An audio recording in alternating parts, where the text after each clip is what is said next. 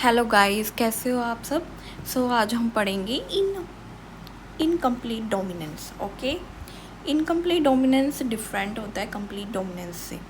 जैसे complete dominance था, जैसे कैपिटल टी स्मॉल टी है, ये टॉल ये ड्वार्फ के लिए था। तो ये कैपिटल टी स्मॉल टी पे कम्प्लीटली डोमिनेंट था। कैपिटल टी की प्रेजेंस पे स्मॉल टी एक्सप्रेस ही नहीं करता था, राइट। तो ये जो एक्सप्रेशन फॉर्म है इसको कंप्लीट डोमिनेंस कहते हैं। इनकम्प्लीट डोमिनेंस में ऐसा नहीं होता, यहाँ पे मिक्सचर की तरह एक्सप्रेशन होता है, हम एक्सप्लेन्स करते हैं। सो when experiment on peas were repeated using other traits in other plant, जब बहुत ज़्यादा पीस थे, बहुत ज़्यादा एक्सपेरिमेंट रिपीटेडली यूज़ किए जाते हैं विद डिफरेंट प्लांट लैके अदर प्लांट लैके, it is found that sometimes F1 had a phenotype that do not resemble either of the two parent।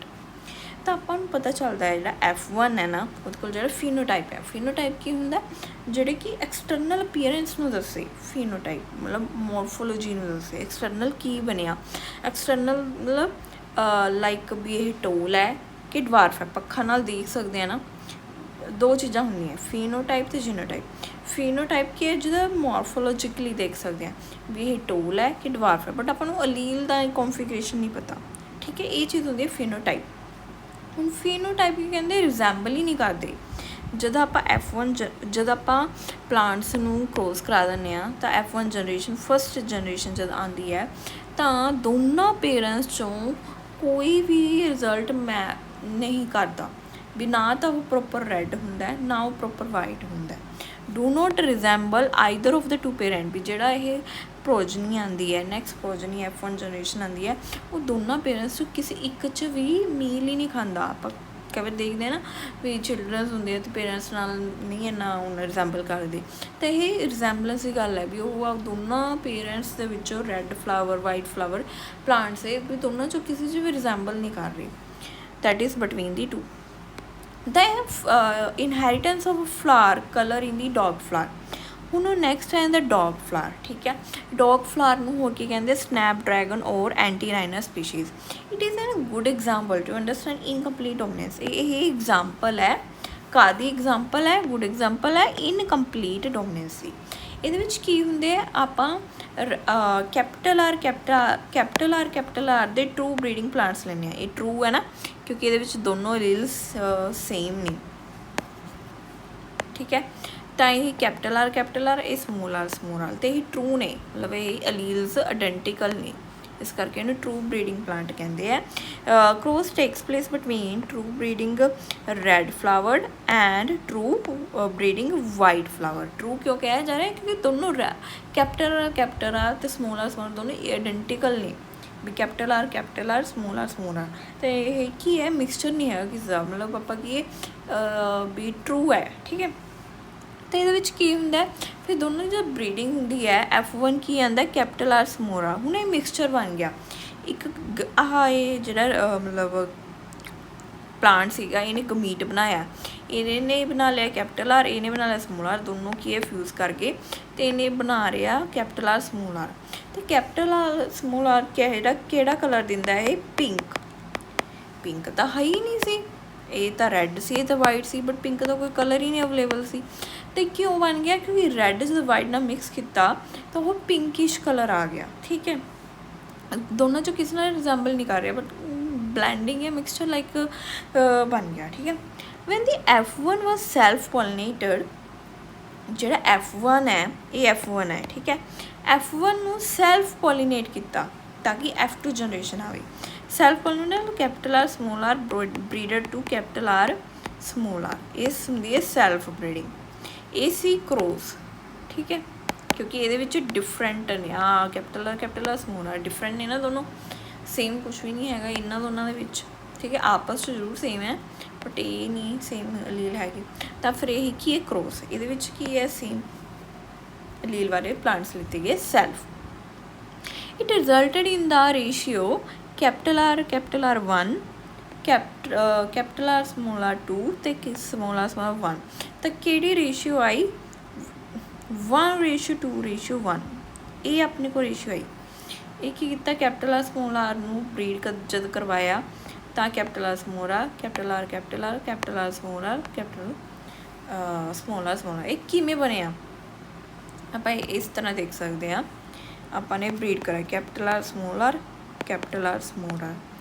ਇਹਨੂੰ ਇਹਦੇ ਨਾਲ ਫਿਊਜ਼ ਕਰਾਤਾ ਕੈਪੀਟਲ ਆਰ ਇਹਨੂੰ ਇਹਦੇ ਨਾਲ ਫਿਊਜ਼ ਕਰਾਤਾ ਕੈਪੀਟਲ ਆਰ ਸਮੋਲ ਆਰ ਇਹਨੂੰ ਇਹਦੇ ਨਾਲ ਫਿਊਜ਼ ਕਰਾਤਾ ਕੈਪੀਟਲ ਆਰ ਸਮੋਲ ਆਰ ਇਹਨੂੰ ਇਹਦੇ ਨਾਲ ਫਿਊਜ਼ ਕਰਾਤਾ ਸਮੋਲ ਆਰ ਹੁਣ ਕੀ ਰੇਸ਼ੋ ਹੋ ਗਈ, ਇਹ ਤਾਂ 2 ਹੋ ਗਈ, ਇਹ ਦੋਨੋਂ ਜਾਣੇ ਤਾਂ 2 ਹੋ ਗਈ, ਠੀਕ ਹੈ। ਇਹ 1 ਹੋ ਗਿਆ 1 ਹੋ ਗਿਆ 1 ਆਰ ਹੋ ਗਿਆ, ਆ 2 ਹੋ ਗਏ ਨਾ 1 2 2 ਹੋ ਗਏ ਤੇ 1, ਤਾਂ ਇਹ ਕੀ ਹੋ ਗਿਆ, ਇਹ ਰੇਸ਼ੀਓ ਆ ਗਈ, ਠੀਕ ਹੈ 1:2:1। ਆਪਾਂ ਨੇ ਤੇ ਕੀ ਹੈ ਬੇਸਿਕਲੀ ਇਹ ਫੀਨੋਟਾਈਪਿਕ ਰੇਸ਼ੀਓ ਆਪਣੇ ਕੋਲ 1:2:1 ਹੈ। ਜਿਹੜੀ ਜੀਨੋਟਿਪਿਕ ਰੇਸ਼ੀਓ ਮਤਲਬ ਲੀਲਸ ਲੈਵਲ 'ਤੇ, ਠੀਕ ਹੈ ਵੀ ਆਪਾਂ ਮੋਰਫੋਲੋਜਿਕਲੀ ਕੁਛ ਕਹਿ ਨਹੀਂ ਸਕਦੇ, ਜੀਨ ਲੈਵਲ 'ਤੇ ਕੀ ਰਿਜ਼ੈਂਬਲੈਂਸ, ਜੀਨ ਲੈਵਲ 'ਤੇ ਕੀ ਰੇਸ਼ੀਓ ਆ ਰਹੀ ਹੈ, ਇਹ ਵੀ ਸੇਮ ਹੈ 1:2:1। ਹੁਣ ਇਹ ਕਿਉਂ ਸੇਮ ਹੈ, ਕਿਉਂਕਿ ਇਹ ਜੀਨੋਟਿਪਿਕ ਅਤੇ ਫੀਨੋਟਿਪਿਕ ਰੇਸ਼ੀਓ ਦੇ ਦੋਨੇ ਜਿਹੜੇ ਰਿਜ਼ਲਟ ਆ ਰਹੇ ਨੇ, ਮੋਰਫੋਲੋਜੀਕਲ ਰਿਜ਼ਲਟ ਆ ਰਹੇ ਉਹ ਸੇਮ ਆ ਰਹੇ ਹੈ, ਚਾਹੇ ਜੀਨ ਲੈਵਲ 'ਤੇ ਚਾਹੇ ਫੀਨੋਟਿਪਿਕ ਲੈਵਲ 'ਤੇ, ਇਸ ਕਰਕੇ ਇਹਨਾਂ ਦੇ ਦੋਨੋਂ ਰੇਸ਼ੀਓ ਸੇਮ ਹੀ ਹੈ, ਠੀਕ ਹੈ। Here the genotype ratios were exactly as we were expecting in the Mendelian monohybrid cross। ਤਾਂ ਕਹਿੰਦੇ ਜਿਹੜੇ ਜੀਨੋਟਿਪਿਕ ਰੇਸ਼ੀਓ ਹੈ ਉਹ ਮੈਂਡੇਲੀਅਨ ਦੇ ਮੋਨੋਹਾਈਬ੍ਰਿਡ ਕ੍ਰੋਸ ਵਰਗਾ ਹੀ ਹੈ, ਐਗਜ਼ੈਕਟ ਹੈ।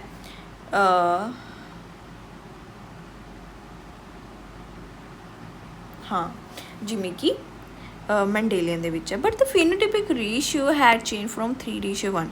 ਲੇਕਿਨ ਇਹਦੀ ਜਿਹੜੀ ਫੀਨੋਟਿਪਿਕ ਰੇਸ਼ੀਓ ਹੈ ਚੇਂਜ ਹੋ ਗਈ ਹੈ, ਉਹ ਕਿੰਨੀ ਹੈ, ਪਹਿਲਾਂ ਕਿੰਨੀ ਸੀ 3:1, ਹੁਣ ਕਿੰਨੀ ਰਹੇਗੀ 1:2:1। ਪਹਿਲਾਂ ਕੀ ਸੀ 3:1 ਤੋਂ 1:2:1 ਮਤਲਬ ਫੀਨੋਟਿਪਿਕ ਰੇਸ਼ੀਓ ਮੈਂਡੇਲੀਅਨ ਕ੍ਰੋਸ ਦੀ ਰੇਸ਼ੀਓ ਨਾਲ ਚੇਂਜ ਹੋ ਗਈ, ਬਟ ਜਿਹੜੀ ਜੀਨੋਟਿਪਿਕ ਰੇਸ਼ੀਓ ਮੈਂਡੇਲੀਅਨ ਜੀਨੋਟਿਪਿਕ ਰੇਸ਼ੀਓ ਦੋਨੋਂ ਸੇਮ ਹੈ, ਠੀਕ ਹੈ। ਇਹ ਹੀ ਕਹਿਣਾ ਚਾਹੁੰਦੇ ਆ। What happened was that capital R was not completely dominant over small r। ਇਹ ਐਵੇਂ ਕਿਉਂ ਹੋ ਰਿਹਾ, ਕਿਉਂ ਇਹ 1:2:1 ਦੋਨੋਂ ਸੇਮ ਹੈ ਅਤੇ ਕਿਉਂ ਐਵੇਂ ਪਿੰਕਿਸ਼ ਜਿਹਾ ਕਲਰ ਅਪੀਅਰ ਹੋ ਰਿਹਾ, ਕਿਉਂ ਕਹਿੰਦੇ ਜਿਹੜਾ ਕੈਪੀਟਲ ਆਰ ਹੈ ਜਿਹੜਾ ਡੋਮੀਨੈਂਟ ਅਲੀਲ ਹੈ ਉਹ ਪ੍ਰੋਪਰਲੀ ਨੋਟ ਕੰਪਲੀਟਲੀ ਡੋਮੀਨੈਂਟ ਨਹੀਂ ਸਮੋਲ ਆਰ 'ਤੇ ਹੈਗੀ, ਮਤਲਬ ਥੋੜ੍ਹੀ ਜਿਹੀ ਹੈ। That made it possible to distinguish between capital R small r as from capital R and small r। ਤਾਂ ਕਹਿੰਦੇ ਇਸ ਕਰਕੇ ਆਪਾਂ ਕੈਪੀਟਲ ਆਰ ਸਮੋਲ ਆਰ ਨੂੰ ਕੈਪੀਟਲ ਆਰ ਅਤੇ ਸਮੋਲ ਆਰ ਤੋਂ ਡਿਸਟਿੰਗੁਇਸ਼ ਕਰ ਸਕਦੇ, ਠੀਕ ਹੈ। ਇਹ ਮਤਲਬ ਕੰਸੈਪਟ ਦੱਸ ਰਿਹਾ ਡੋਮੀਨੈਂਸ ਦਾ, explanation of the concept of dominance. What do you mean by dominance, ਕੀ ਡੋਮੀਨੈਂਸ ਦਾ ਮਤਲਬ ਹੈ, ਕੀ ਅਲੀਲ ਡੋਮੀਨੈਂਟ ਰਿਸੈਸਿਵ ਕੀ ਹੁੰਦਾ। To tackle this question we must understand that what a gene does। gene ਕੀ ਕਰਦੀ ਹੈ, gene ਇੱਕ ਇਨਫੋਰਮੇਸ਼ਨ ਕੋਡਿੰਗ ਪਾਰਟ ਹੈ।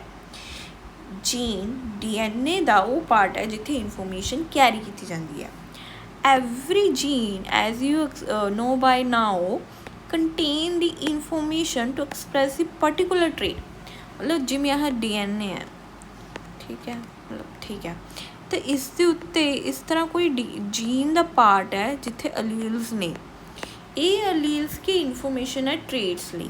ਇਸ ਕਰਕੇ ਕਿਹਾ ਜਾਂਦਾ ਵੀ ਇਹ ਜਿਹੜੇ ਜੀਨ ਹੈ ਜਿਹੜੀ DNA ਦੇ ਪ੍ਰੈਜੈਂਟ ਹੈ ਇਹਦੇ ਕੋਲ ਕੀ ਹੁੰਦੀ ਹੈ information to express particular trait, ਕਿਉਂਕਿ ਜਿਹੜੀ ਇਨਫੋਰਮੇਸ਼ਨ ਅਲੀਲ ਦੀ ਫੋਰਮ 'ਚ ਹੈ ਅਤੇ ਉਹ ਕੋਈ ਕਰੈਕਟਰ ਜਾਂ ਟ੍ਰੇਟ ਐਕਸਪ੍ਰੈਸ ਕਰੂਗਾ, ਠੀਕ ਹੈ।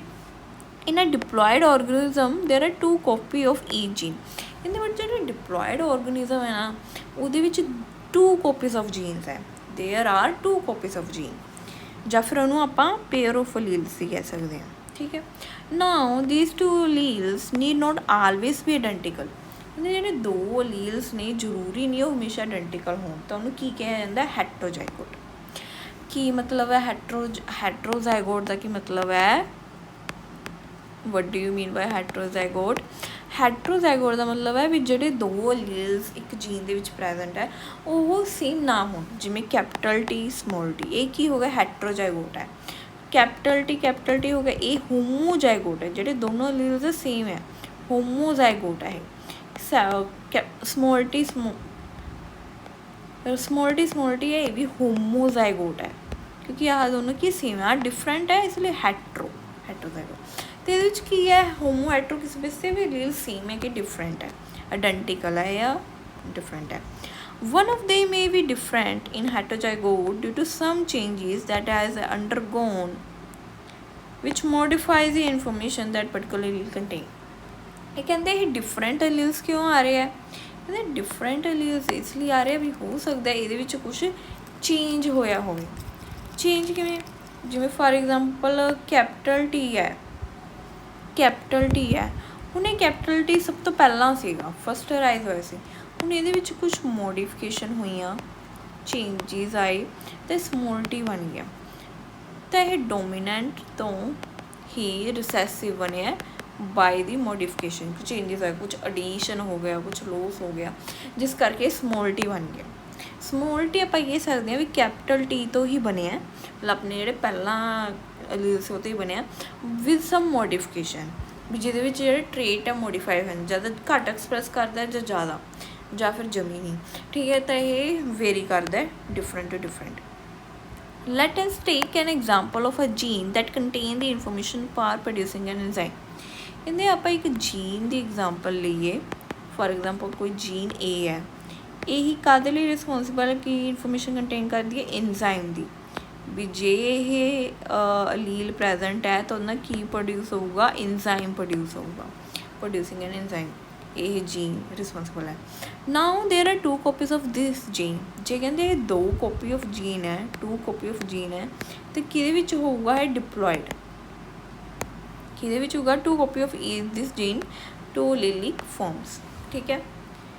डिप्लॉयड होने करके ये की है 2 कॉपी ऑफ अ जीन है एंड 2 एलीलिक फॉर्म्स ने। Let us assume that normal allele produce the normal enzyme. Obviously J enzyme normal है, कोई मॉडिफिकेशन नहीं होया, कुछ डिलीशन नहीं होया, कुछ एक्स्ट्रा एडिशन नहीं होया, तो नॉर्मल एंजाइम प्रोड्यूस करोगी definitely. That is needed for the transformation of a substrate.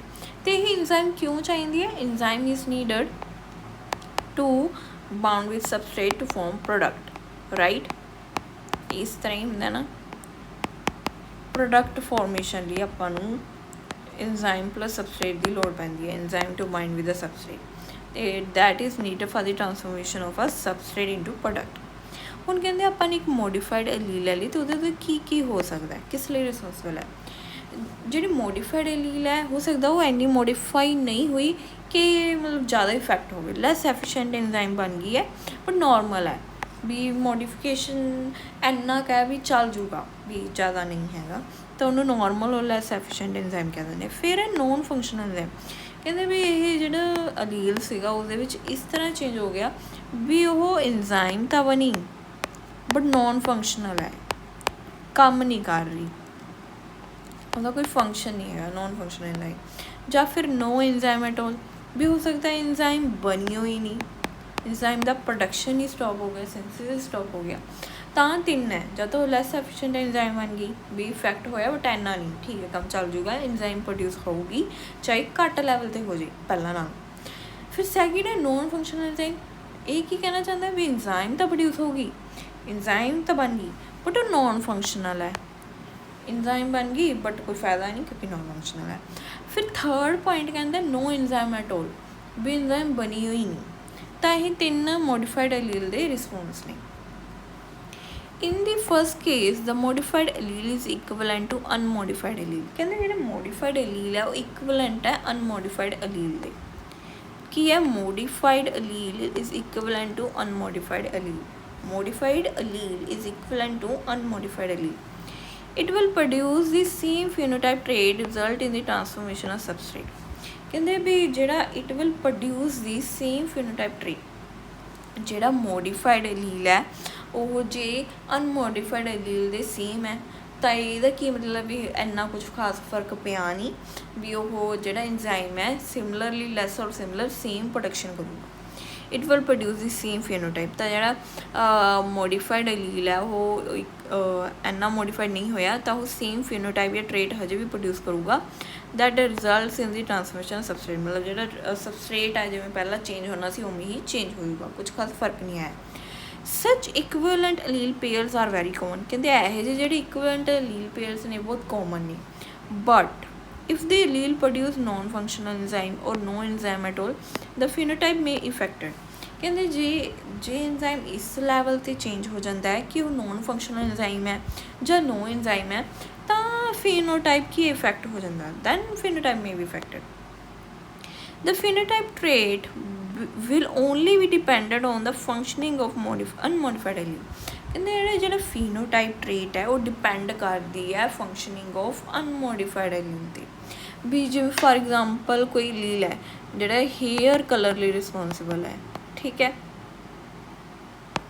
Obviously ਜਦੋਂ ਉਹ ਹੇਅਰ ਕਲਰ ਰਿਸਪੋਂਸੀਬਲ ਹੈ ਇਹਨੂੰ ਅਨਮੋਡੀਫਾਈਡ ਹੀ ਰਹਿਣਾ ਪਊਗਾ ਨਾ।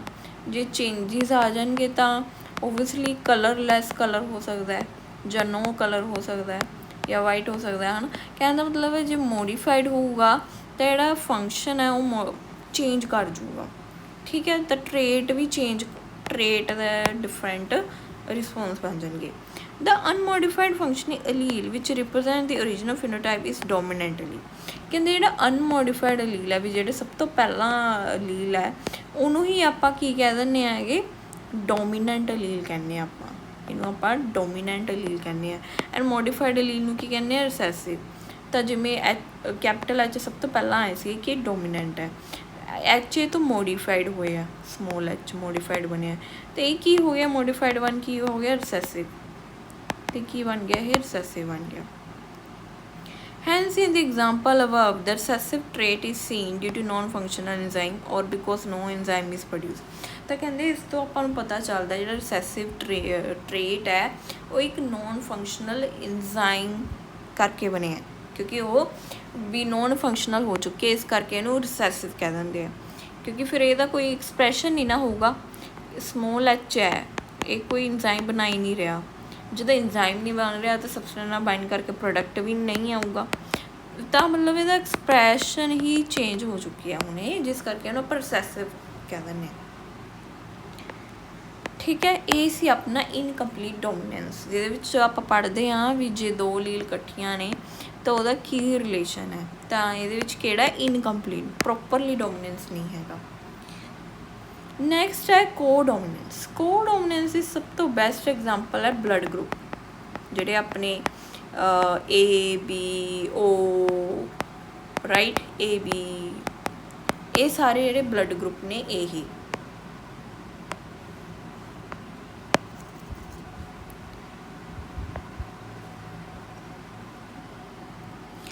In this, after crossing, F1 resemble either of the two parents or was in between। ਕਹਿੰਦੇ ਜਿਹੜੇ ਪਹਿਲਾਂ ਆਪਾਂ ਨੇ ਪੜ੍ਹੇ ਜਾਂ ਤਾਂ ਹੋ ਸਕਦਾ ਸੀਗਾ ਵੀ F1 ਹੈ ਦੋਨਾਂ 'ਚੋਂ ਕਿਸੇ ਇੱਕ ਨੂੰ ਮੇਲ ਖਾਂਦਾ, ਜਾਂ ਫਿਰ ਇਹ ਹੋ ਸਕਦਾ ਸੀ ਦੋਨਾਂ 'ਚੋਂ ਕੁਛ ਵੀ ਨਹੀਂ, ਇਨ ਬਿਟਵੀਨ ਦੀ ਟੂ ਹੈ। Incomplete dominance in between the two ਹੈ ਨਾ, ਮਿਕਸਚਰ ਸੀਗਾ। But in case of dominance both parent resemblance ਆ ਜਾਂਦੀ ਹੈ। F1 ਦੇ ਵਿੱਚ ਕੀ ਹੁੰਦਾ ਹੈ, ਜਿਹੜੀ F1 ਜਨਰੇਸ਼ਨ ਹੈ ਰਿਜ਼ੈਂਬਲ ਕਰਦੀ ਹੈ ਬੋਥ ਪੇਰੈਂਟਸ, ਦੋਨੋਂ ਨੂੰ ਰਿਜ਼ੈਂਬਲ ਕਰਨ ਵਾਲੀ ਜਿਹੜੀ ਚੀਜ਼ ਹੈ ਉਹ ਕਿਸ 'ਚ ਪਾਈ ਜਾਂਦੀ ਹੈ, ਕੋਡੋਮੀਨੈਂਸ। ਵੀ ਆਪਾਂ ਨੇ ਕੋਈ ਕ੍ਰੋਸ ਕਰਾਇਆ, ਰਾਈਟ, ਅਤੇ ਇਹਦੇ ਵਿੱਚ ਕੀ ਆ ਗਿਆ, ਕੋਡੋਮੀਨੈਂਸ ਆ ਗਿਆ, ਵੀ ਦੋਨੋਂ ਹੀ ਕੀ ਹੈ ਐਕਸਪ੍ਰੈਸ ਕਰ ਰਹੇ। Her example is the different type of RBC that determine ABO blood grouping in human being। ABO blood groups are controlled by gene I। ਤਾਂ ਕਿਹੜੀ ਜੀਨ ਮਤਲਬ ਕੰਟਰੋਲ ਕਰਦੀ ਹੈ, jean I। The plasma membrane of RBC has sugar polymer। ਵੀ ਜਿਹੜਾ ਇਹ plasma membrane ਹੁੰਦਾ RBC ਦਾ, ਇਹਦੇ ਉੱਤੇ ਕੀ ਲੱਗਿਆ ਹੁੰਦਾ, ਸ਼ੂਗਰਸ ਲੱਗੀਆਂ ਹੋਈਆਂ ਹੁੰਦੀਆਂ ਨੇ। ਇਹ ਸ਼ੂਗਰ ਕਰਕੇ ਹੀ ਇਹ ਏ ਬੀ ਓ ਇਹ ਸਭ ਬਲੱਡ ਗਰੁੱਪਸ ਬਣਦੇ ਹੈ due to different type of sugars. ਆ ਦੇਖ ਲਿਖਿਆ ਹੈ that produce from its surface and the kind of sugar is controlled by the gene। ਵੀ ਜਿਹੜੀ ਜੀਨ ਆਈ ਹੈ ਕੰਟਰੋਲ ਕਰਦੀ ਹੈ type of sugar bound to the outer surface of RBC। ਜਿਹੜਾ RBC ਹੈ ਉਸਦੇ ਆਊਟਰ ਸਰਫੇਸ 'ਤੇ ਕਿਸ ਟਾਈਪ ਦਾ sugar ਲੱਗੂਗਾ ਇਹ ਕੌਣ ਡਿਸਾਈਡ ਕਰਦਾ, ਜੀਨ ਆਈ। ਅਤੇ ਇਹ ਜੀਨ ਆਈ ਦੇ ਜਿਹੜੀ ਟਾਈਪ ਦੀ ਸ਼ੂਗਰ ਲੱਗੂਗੀ ਉਸ ਅਕੋਰਡਿੰਗ ਬਲੱਡ ਗਰੁੱਪ ਬਣੂਗਾ। Gene I has 3 allele, I capital A, I capital B ਅਤੇ ਸਮੋਲ ਆਈ, ਠੀਕ ਹੈ। ਇਹ A ਗਰੁੱਪ, B ਗਰੁੱਪ ਅਤੇ ਇਹ O group. allele IA and IB produce slightly different from the sugar while allele does not produce any sugar. ਇਹ ਕੀ ਕਹਿਣਾ ਚਾਹੁੰਦੇ ਹੈ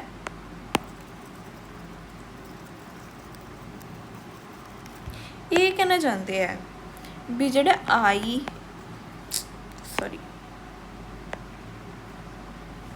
ਵੀ ਜਿਹੜਾ IA ਹੈ ਇਹ A ਬਲੱਡ ਗਰੁੱਪ ਲਈ ਰਿਸਪੋਂਸੀਬਲ ਹੈ ਰਾਈਟ ਤੇ ਜਿਹੜਾ IB ਹੈ ਉਹ B ਬਲੱਡ ਗਰੁੱਪ ਦੋਨਾਂ ਦੇ ਵਿੱਚ ਵੀ ਡਿਫਰੈਂਟ ਟਾਈਪ ਆਫ ਸ਼ੂਗਰਸ ਨੇ ਜਿਸ ਕਰਕੇ ਇਹ A ਹੈ ਇਹ B ਹੈ ਕਿਉਂਕਿ ਇਹਨਾਂ ਦੋਨਾਂ ਵਿੱਚ ਕੀ ਸ਼ੂਗਰ ਡਿਫਰੈਂਟ ਹੈ ਸ਼ੂਗਰਸ ਦੀ ਟਾਈਪ ਡਿਫਰੈਂਟ ਹੈ ਸ਼ੂਗਰਸ ਦੋਨਾਂ ਦੇ ਵਿੱਚ ਲੱਗਿਆ ਲੇਕਿਨ ਇਹਦੇ ਵਿੱਚ ਅੱਡ ਹੈ ਇਹਦੇ ਵਿੱਚ ਅੱਡ ਹੈ ਫਿਰ ਆ ਜਾਂਦਾ ਸਮੋਲ ਆਈ ਜਿਹੜੀ ਕਿ O ਬਲੱਡ ਗਰੁੱਪ ਨੂੰ ਰਿਪਰੈਜ਼ੈਂਟ ਕਰਦੀ ਹੈ ਇਸ ਦਾ ਮਤਲਬ ਹੈ ਨੋ ਸ਼ੂਗਰ ਮਤਲਬ O ਬਲੱਡ ਗਰੁੱਪ ਉਹ ਹੈ ਜਿਹਦੇ ਬਾਹਰ ਕੋਈ ਵੀ ਸ਼ੂਗਰ ਅਟੈਚ ਨਹੀਂ ਹੈਗਾ ਪੜ੍ਹ ਸਕਦੇ ਹਾਂ the allele I does not produce any sugar ਵੀ ਇਹਦੇ ਵਿੱਚ ਕੋਈ ਵੀ ਸ਼ੂਗਰ ਨਹੀਂ ਹੁੰਦੀ ਬਟ ਜਿਹੜੇ AB ਬਲੱਡ ਗਰੁੱਪ ਹੈ ਡਿਫਰੈਂਟ ਫਾਰਮ 'ਚ ਸ਼ੂਗਰ ਲੱਗਦੀ ਹੈ because human are diploid organism each person possess 2 of the 3 allele gene ਕਹਿੰਦੇ ਵੀ ਕਿਉਂਕਿ ਆਪਾਂ ਡਿਪਲੋਇਡ ਹੁੰਦੇ ਆ ਨਾ ਹਿਊਮਨਸ ਕੀ ਨੇ ਡਿਪਲੋਇਡ ਤਾਂ ਕਹਿੰਦੇ ਜਿਹੜੇ 3 ਅਲੀਲਸ ਹੈ ਉਹਨਾਂ 'ਚੋਂ ਕੋਈ 2 ਅਲੀਲਸ ਇਕੱਠੇ ਆ ਕੇ ਬਲੱਡ ਗਰੁੱਪ ਬਣਾਉਂਦੇ ਜਿਵੇਂ 2 ਅਲੀਲਸ ਕਿਵੇਂ ਜਿਵੇਂ A ਹੈ ਨਾ AA ਹੋ ਗਿਆ ਜਾਂ AB ਹੋ ਗਿਆ ਮਤਲਬ ਕੁਛ ਵੀ ਮਤਲਬ 2 ਅਲੀਲਸ ਇਕੱਠੇ ਆ ਕੇ ਬਣਾਉਂਦੇ ਆ IA IB are completely dominant over I ਕਹਿੰਦੇ ਜਿਹੜਾ IA ਹੈ ਤੇ IB ਹੈ ਉਹ ਸਮੋਲ I ਤੇ ਕੰਪਲੀਟਲੀ ਦੋਨੋਂ ਹੀ A ਤੇ ਉਹ ਹੈ ਡੋਮੀਨੈਂਟ ਹੈ ਮਤਲਬ ਜੇ IA ਤੇ ਸਮੋਲ I ਪ੍ਰੈਜ਼ੈਂਟ ਹੈ ਤਾਂ ਬਲੱਡ ਗਰੁੱਪ A ਬਣੂ IB ਤੇ ਸਮੋਲ I ਪ੍ਰੈਜ਼ੈਂਟ ਹੈ ਤਾਂ ਬਲੱਡ ਗਰੁੱਪ B ਬਣੂ ਐਂ ਕਿਉਂ ਹੋ ਰਿਹਾ ਕਿਉਂਕਿ IB ਹੈ ਡੋਮੀਨੈਂਟ ਹੈ ਇੱਥੇ ਤੇ ਇੱਥੇ IA ਡੋਮੀਨੈਂਟ ਹੈ ਦੋਨੋਂ ਡੋਮੀਨੈਂਟ ਨੇ A ਵੀ ਡੋਮੀਨੈਂਟ ਹੈ B ਵੀ ਡੋਮੀਨੈਂਟ ਹੈ in other words when IA and small I present only IA expresses because I does not produce any sugar and when IB and small I are present IB expresses but when IA IB both are present they both expresses their own type of sugar ਵੀ ਕਹਿੰਦੇ ਜਦੋਂ IA IB ਦੋਨੋਂ ਆ ਜਾਣ ਫਿਰ ਕੀ ਹੋਊਗਾ AB ਦੋਨੋਂ both expression show ਕਰਾਂਗੇ ਬਹੁਤ ਡੋਮੀਨੈਂਟ ਨੇ ਨਾ ਆਪਾਂ ਨੇ ਦੇਖਿਆ IA ਵੀ both ਕੀ ਹੈ expression show ਕਰਾਂਗੇ this is because of co-dominance ਕਿਉਂਕਿ A ਤੇ B ਕੀ co-dominance ਹੈ ਦੋਨੋਂ ਇਕੱਠੇ ਇੱਕ ਦੂਜੇ ਨੂੰ ਡੋਮੀਨੈਂਸ ਉਹ ਵੀ A ਵੀ ਡੋਮੀਨੈਂਟ ਹੈ B ਵੀ ਡੋਮੀਨੈਂਟ ਹੈ ਜਦ ਇਕੱਠੇ ਆ ਜਾਂਦੇ ਤਾਂ ਇਕੱਠੇ ਡੋਮੀਨੈਂਸ ਸ਼ੋ ਕਰਦੇ ਆ AB ਇਸ ਕਰਕੇ ਆਪਣੀ ਇੱਕ ਬਲੱਡ ਗਰੁੱਪ ਹੁੰਦਾ AB ਹੁੰਦਾ ਨਾ ਤੇ ਕਿਉਂ ਹੁੰਦਾ ਕਿਉਂਕਿ ਇਹ A ਵੀ ਐਕਸਪ੍ਰੈਸ ਕਰ ਰਿਹਾ ਤੇ B we hence RBC have both A and B type of sugars ਤਾਂ ਇਹ ਕੋਡੋਮੀਨੈਂਸ ਉਹ ਚੀਜ਼ ਹੈ ਜਿਹਦੇ ਵਿੱਚ RBC ਕੋਲ A ਤੇ B ਦੋਨੋਂ ਟਾਈਪ ਦੀਆਂ ਸ਼ੂਗਰ ਹੋਣ ਜਦ ਕਿਸੇ RBC ਦੋਨੋਂ ਟਾਈਪ ਦੀ ਸ਼ੂਗਰ ਹੋਣ ਤਾਂ blood group AB since there are 3 different alleles there can be 6 different combination ਕਿਉਂਕਿ 3 alleles present ਨੇ ਤਾਂ different combination ਕਿੰਨੇ 6 of the 3 alleles that are possible total of 6 different genotypes of human AB blood types possible Do you realize that example of AV blood grouping also provide a good example of multiple allele ਕਹਿੰਦੇ ਤੁਸੀਂ realise ਕੀਤਾ ਵੀ ਜਿਹੜਾ AV blood grouping ਹੈ ਇਹਨਾਂ ਦੇ ਵਿੱਚ multiple allele ਹੈ here you can see that there are more than 3 alleles governing the same character ਕਹਿੰਦੇ multiple alleles ਦੀ ਇਹ blood group example ਹੈ ਠੀਕ ਹੈ ਕਿਉਂ ਹੈ ਕਿਉਂਕਿ more than 2 alleles ਹੈ ਕਿਉਂਕਿ ਇਹਦੇ ਵਿੱਚ IA ਆ ਗਿਆ IB ਆ ਗਿਆ ਇਹ ਤਾਂ 2 ਹੋ ਗਏ ਰਾਈਟ IB ਆ ਗਿਆ ਤੇ ਸਮੋਲ I ਆ ਗਿਆ ਕਿੰਨੇ ਹੋ ਗਏ 3 allele 3 alleles ਕਰਕੇ ਇਹਨੂੰ ਕਿਹੜੀ ਐਗਜ਼ਾਮਪਲ ਕਿਹਾ ਜਾਂਦਾ ਮਲਟੀਪਲ allele ਕਿਉਂਕਿ 1 2 3 ਨੇ individuals only 2 alleles can be present multiple alleles can be found only when the population studies are made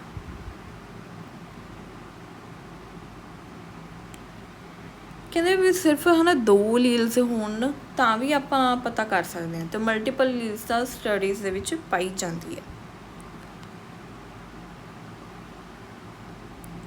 ਓਕੇਜ਼ਨਲੀ a single gene product may produce more than one effect. ਕਹਿੰਦੇ ਵੀ ਹੋ ਸਕਦਾ ਓਕੇਜ਼ਨਲੀ, ਮਤਲਬ ਜ਼ਰੂਰੀ ਨਹੀਂ ਹੈਗਾ, ਓਕੇਜ਼ਨਲੀ ਮਤਲਬ ਕਦੇ ਕਦੇ, ਰੇਅਰਲੀ ਆਪਾਂ ਕਹਿ ਸਕਦੇ ਹਾਂ ਵੀ ਜਿਹੜੀ ਸਿੰਗਲ ਜੀਨ ਹੈ, ਜਿਵੇਂ ਕੋਈ ਜੀਨ ਹੈ, ਠੀਕ ਹੈ, ਇਸ ਜੀਨ ਦਾ ਮੋਰ ਦੈਨ ਵਨ ਇਫੈਕਟ ਹੋ ਸਕਦਾ।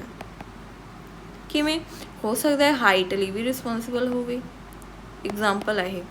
ਮਤਲਬ ਹੋ ਸਕਦਾ ਇਹ ਕਲਰ ਲਈ ਵੀ ਰਿਸਪੋਂਸੀਬਲ ਹੋਵੇ। ਮਤਲਬ ਵੀ ਜਦ ਇੱਕ jean, single jean more than 2 ਰਿਸਪੋਂਸਿਸ ਵੀ ਦੇ ਸਕਦਾ, ਮੋਰ ਦੈਨ 1 ਇਫੈਕਟ ਵੀ ਹੋ ਸਕਦਾ। ਇਹਦੀ ਐਗਜ਼ਾਮਪਲ ਕੀ ਹੈ? ਸਟਾਰਚ ਸਿੰਥਸਿਸ। ਕੋਈ ਸਟਾਰਚ ਸਿੰਥਸਿਸ ਦੀ ਕੋਈ ਜੀਨ ਹੈ, ਕਿਹਦੇ ਵਿੱਚ ਹੈ? ਪੀ ਸੀਡਸ ਦੇ ਵਿੱਚ, that is control by 1 gene. Starch synthesis control ਕੀਤੀ ਜਾ ਰਹੀ ਹੈ by 1 gene. It has 2 alleles, capital B small b। Starch that is synthesized effectively by capital B homozygotes, therefore large starch grains are produced। ਕੀ ਹੁੰਦਾ ਹੈ? ਜਦ capital B ਆ ਜਾਂਦਾ ਹੈ ਤਾਂ ਸਟਾਰਚ ਸਿੰਥਸਿਸ ਹੁੰਦੀ ਹੈ, ਬਟ ਲਾਰਜ ਗ੍ਰੇਨਸ ਹੁੰਦੇ ਆ ਸਟਾਰਚ ਦੇ, ਕੈਪੀਟਲ B 'ਚ। ਉਹੀ ਜਦ ਆਪਾਂ in contrast small b homozygotes have lesser efficiency in starch synthesis, produce smaller starch grain। ਲੇਕਿਨ ਕਹਿੰਦੇ ਉਹੀ ਜੇ ਆਪਾਂ small b ਤੇ ਇਹਦੇ ਵਿੱਚ ਸਮੋਲਰ ਬਣ ਜਾਂਦੇ ਆ ਗ੍ਰੇਨਸ, ਠੀਕ ਹੈ। ਇਸ ਤਰ੍ਹਾਂ ਹੈ ਕਿ ਇਹ ਡਿਫਰੈਂਟ ਰਿਸਪੌਂਸ ਸ਼ੋ ਕਰ ਰਹੇ ਆ। After maturation of seeds capital B sounds are rounded. ਲੇਕਿਨ ਕਹਿੰਦੇ ਜਦੋਂ ਮੈਚਿਓਰੇਸ਼ਨ ਆਫ ਸੀਡਸ ਹੁੰਦੀ ਹੈ ਤਾਂ ਕੈਪੀਟਲ ਕੀ ਬਣਾ ਲੈਂਦੇ ਆ? Round colour. 2 ਹੋ ਗਿਆ ਨਾ, ਇੱਕ ਤਾਂ ਸਾਈਜ਼ ਹੋ ਗਿਆ ਲਾਰਜ ਗ੍ਰੇਨਸ, ਸ਼ੇਪ ਹੋ ਗਈ, ਮਤਲਬ 2 ਹੋ ਗਿਆ, ਸਾਈਜ਼ ਤੇ ਸ਼ੇਪ ਕੀ ਹੈ? ਰਾਊਂਡ। ਲੇਕਿਨ ਉਹੀ small b ਕੀ ਹੈ? ਰਿੰਕਲ। ਤਾਂ ਕੀ ਹੋ ਗਿਆ? ਜਦ ਇੱਕ ਜੀਨ ਇੱਕ ਤੋਂ ਵੱਧ ਰਿਸਪੌਂਸ ਦੇਵੇ, ਇੱਕ ਤਾਂ ਸਾਈਜ਼ ਹੋ ਗਿਆ, ਦੂਜਾ shape. Heterozygote produce round seeds, so capital B seem to be dominant. ਜਿਹੜੇ ਕੈਪੀਟਲ B small b ਹੈ ਉਹ ਕੀ ਹੈ? ਰਾਊਂਡ ਹੀ ਬਣਾ ਰਹੇ ਆ। ਤੇ ਇਹ ਤੋਂ ਕੀ ਪਤਾ ਲੱਗਦਾ ਵੀ ਇਹਦੇ ਵਿੱਚ ਕੈਪੀਟਲ B ਕੀ ਹੈ? ਡੋਮੀਨੈਂਟ ਹੈ। But the starch grains produced are of intermediate size in capital B small b। ਲੇਕਿਨ ਕਹਿੰਦੇ ਕੈਪੀਟਲ B small b ਹੈ ਜਿਹੜਾ, ਉਹਦੇ ਵਿੱਚ ਆਪਾਂ ਕੀ ਦੇਖਦੇ ਹਾਂ? ਸਟਾਰਚ ਗ੍ਰੇਨ ਕੀ ਹੈ? ਇੰਟਰਮੀਡੀਏਟ ਸਾਈਜ਼ ਦਾ ਬਣ ਜਾਂਦਾ। So if starch grain size is considered as a phenotype, then forms this angle, the allele show incomplete dominance। ਤੇ ਇਹ ਤੋਂ ਆਪਾਂ incomplete dominance ਵੀ ਦੇਖ ਸਕਦੇ ਹਾਂ। Dominance is not an autonomous feature of a gene। Dominance ਕਹਿੰਦੇ ਇਹ autonomous feature ਨਹੀਂ ਹੈਗਾ, ਜ਼ਰੂਰੀ ਨਹੀਂ dominance ਹੋਵੇ, ਇਹ ਵੇਰੀਏਬਲ ਹੈ, ਕਿਤੇ possible ਹੈ ਕਿਤੇ ਨਹੀਂ ਹੈ। The product that has information, it depends as much on the gene product and production of particular phenotype from this product as it does on the particular phenotype। Choose to examine more than one reason imply by saying। ਮਤਲਬ ਇਹੀ ਹੈ ਵੀ ਇਹਦੇ ਵਿੱਚ ਕੀ ਹੁੰਦਾ ਹੈਗਾ ਵੀ jean ਦਾ product ਹੈ ਜਾਂ particular ਫਿਨੋਟਾਈਪ ਬਣ ਰਿਹਾ ਹੈ ਤਾਂ ਉਹਦੇ ਵਿੱਚ ਕੀ ਹੁੰਦਾ, ਉਹਦਾ ਇਫੈਕਟ ਹੁੰਦਾ ਪਰਟੀਕੂਲਰ ਫਿਨੋਟਾਈਪ 'ਤੇ। ਅਤੇ ਇਹ ਤੋਂ ਆਪਾਂ ਕੀ ਪਤਾ ਕਰ ਰਹੇ ਹਾਂ? ਮੋਰ ਦੈਨ 1 ਫਿਨੋਟਾਈਪ ਪਤਾ ਕਰ ਰਹੇ हैं by the same gene. Okay, चलो नेक्स्ट बाद में करेंगे। Thank you. कैसा लगा? अच्छा लगा बताते रहना। Okay, bye.